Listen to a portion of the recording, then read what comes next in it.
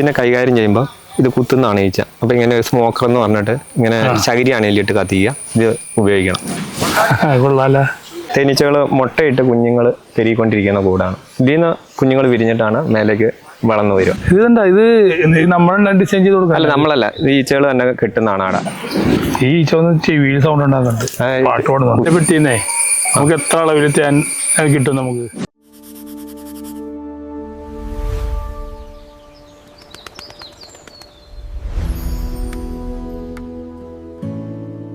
അപ്പോൾ നമുക്ക് ഇതിനെ കൈകാര്യം ചെയ്യുമ്പോൾ ഇത് കുത്തുന്നതാണ് ഈച്ച. അപ്പോൾ ഇങ്ങനെ ഒരു സ്മോക്കർ എന്ന് പറഞ്ഞിട്ട് ഇങ്ങനെ ചകിരിയാണ് എല്ലിട്ട് കത്തിക്കുക. ഇത് ഉപയോഗിക്കണം.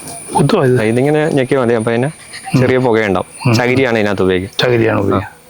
ഇത് കുത്തുന്ന ഈച്ചയാണ്. പിന്നെ നമുക്ക് മഴക്കാല സമയങ്ങളിൽ ഇതുപോലെ റൂഫ് ചെയ്തിട്ട് വെച്ചിട്ട് ഈച്ചകളെ സംരക്ഷിക്കാം, കൂട് നനയാണ്ട്.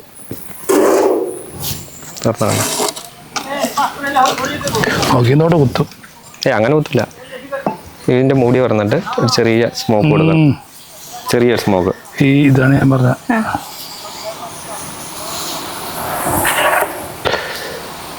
ഇതിപ്പം ഇതിലാണ് ഹണി വരുന്നത്. അതായത് ഇപ്പൊ ഹണി സീസൺ കഴിഞ്ഞതാണ്. അതുകൊണ്ടാണ് ഇപ്പൊ ഇത് ഈ ഫ്രെയിമെല്ലാം ഇങ്ങനെ കാലിയായിട്ടിരിക്കുന്നത്. പിടിച്ചോ, കുഴപ്പമില്ല. അപ്പൊ ഇതില് ഹണി ഈ തട്ടില വരിക. 4 ഫ്രെയിം വരും. പിന്നെ ഇതില് തേനീച്ചകൾ മുട്ടയിട്ട് കുഞ്ഞുങ്ങൾ പെരുകിക്കൊണ്ടിരിക്കുന്ന കൂടാണ്. ഇതിൽ നിന്ന് കുഞ്ഞുങ്ങൾ വിരിഞ്ഞിട്ടാണ് മേലേക്ക് വളർന്നു വരും. സീസൺ ആകുമ്പോഴത്തേക്ക് ഇതിങ്ങനെ എടുത്ത് മാറ്റി നമുക്ക് അതിന്റെ താഴത്തെ ഫ്രെയിം നോക്കാം. 2 തട്ടാണുള്ളത്. 2 തട്ടമുള്ളത്. 2 തട്ട് ഹണീന്റെ സീസൺ അനുസരിച്ച് അത് കൂടി വരും. ഇതെന്താ ഇത് നമ്മൾ ഡിസൈൻ ചെയ്ത് കൊടുക്കാം? അല്ല, നമ്മളല്ല, ഇത് ഈച്ചകൾ തന്നെ കിട്ടുന്നതാണ് ആടെ. തേനീച്ചകൾ തന്നെ. അതെല്ലാം ഒരേ അളവിലേക്ക്.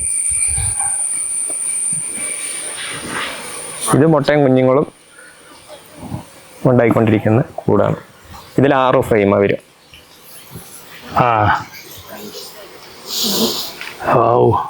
എന്താ വരും? വേറൊരു അടയാറാവേ നല്ല.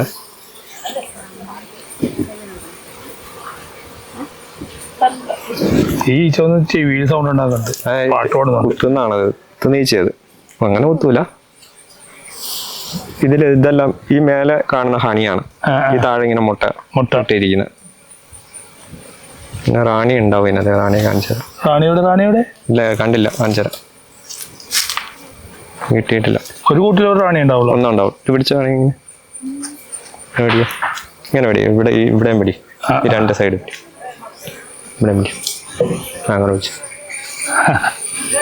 അടിപൊളി.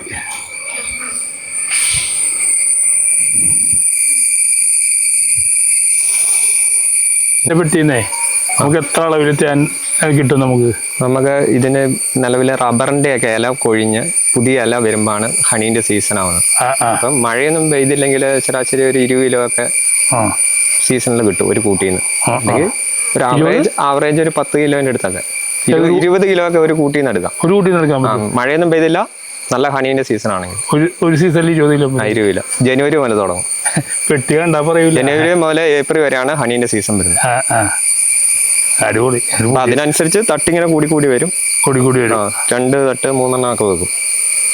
അടിപൊളി. അങ്ങനെയാണ് വരുന്നത് ഹണീന്റെ സീസൺ.